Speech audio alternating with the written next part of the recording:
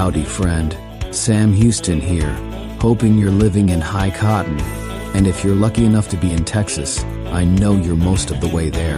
Now enjoy your daily dose of Texas history and Texas pride. Well, howdy, friend. Welcome back to the Feed Bandit podcast and your Texas History Roundup for September 14th.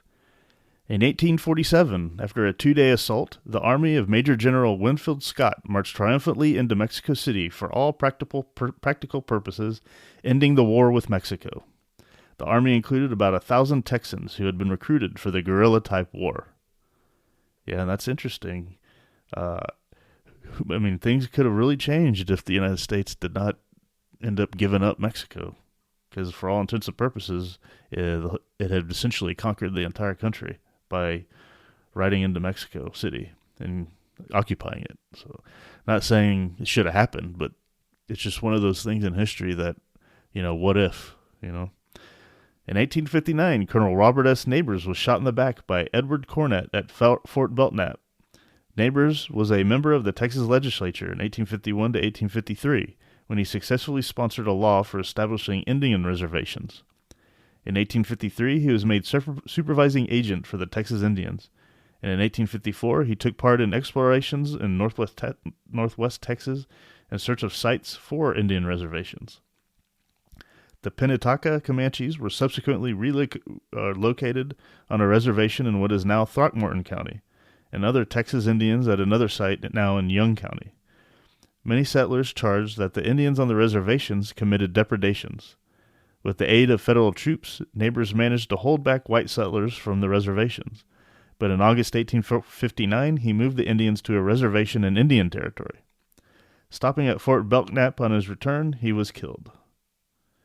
Okay, well that would be interesting to find out why he was killed and by whom. Might have to look into that a little more.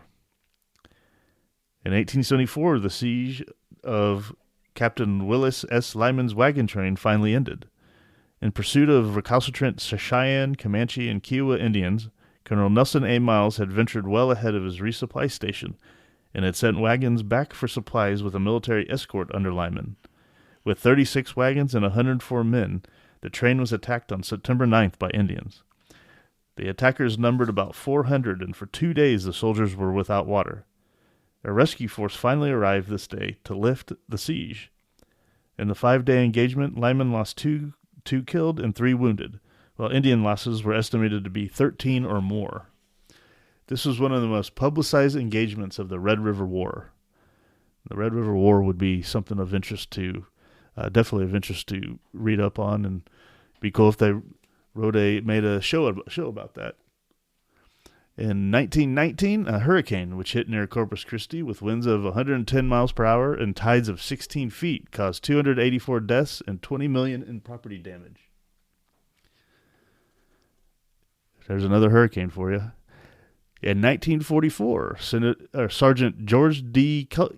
Keithley died near Mount Altuzzo, Italy, while leading 2 depleted platoons who had lost all their officers. Keithley was wounded but managed to redistribute ammunition from wounded and dead soldiers to others and force the enemy to withdraw.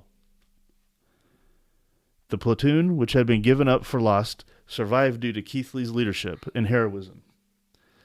He was posthumously awarded the Medal of Honor. Keithley was born at Olney in 1917. And finally, in 1950, the first issue of the Kuntz News was published by Archer J. Fullingham, whose outspoken front-page column brought him national attention. He is credited with coining the term Tricky Dick for Richard M. Nixon. He attacked the John Birch Society and the Ku Klux Klan. He advocated for the environment, and he was a social critic in general.